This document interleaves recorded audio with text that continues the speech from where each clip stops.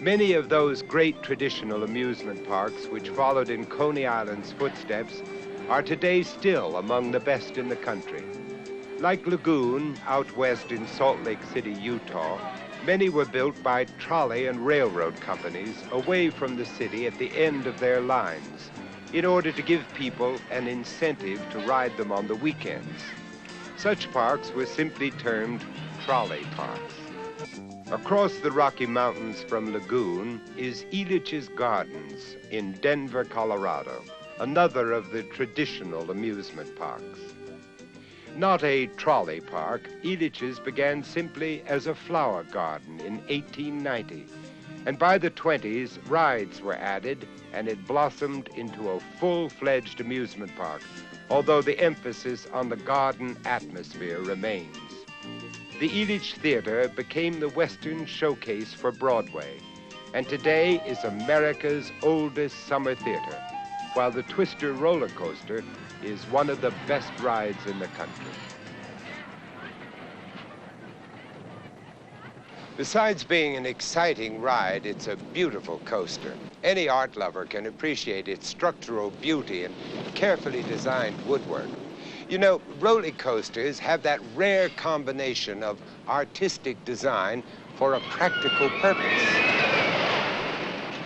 Screaming. Let's take a ride on the Twister.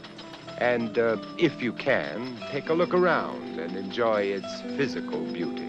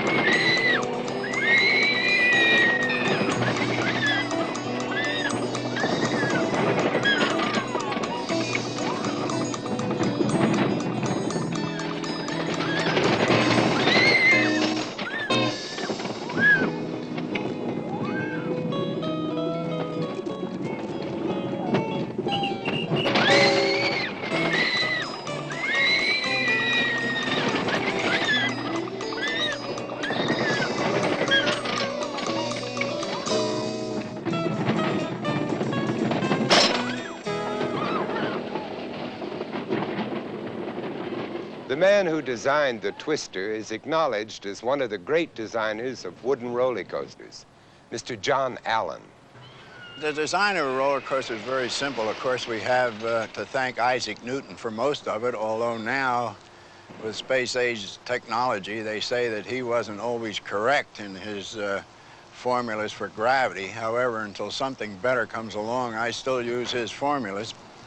The Mr. Twister in Denver, Colorado, was originally designed as a figure-8 with a lot of curves. However, in the first year, it turned out to be a dud. And this is the one reason why I say that curves do not do anything for people. So we added on to the original coaster, which was 72 feet high, went up 98'6", and added straight coaster, in other words, a regular traditional coaster to it, and blended in with the curved ride. The Great American Scream Machine, built in Atlanta, Georgia, is one of the highest at that time that I had designed. This is a very fast ride, very high drops, and comes into the brakes on a 45-foot radius curve, which really ends up the ride with a lot of screams. Really, in a coaster, the lines that I put on paper do not mean very much unless the contractors and the builders that are going to follow these lines do follow them very precisely. The Rebel Yell at King's Dominion is a straight out and back coaster, although it is a double track coaster, placed side by side where two trains race each other from beginning to end.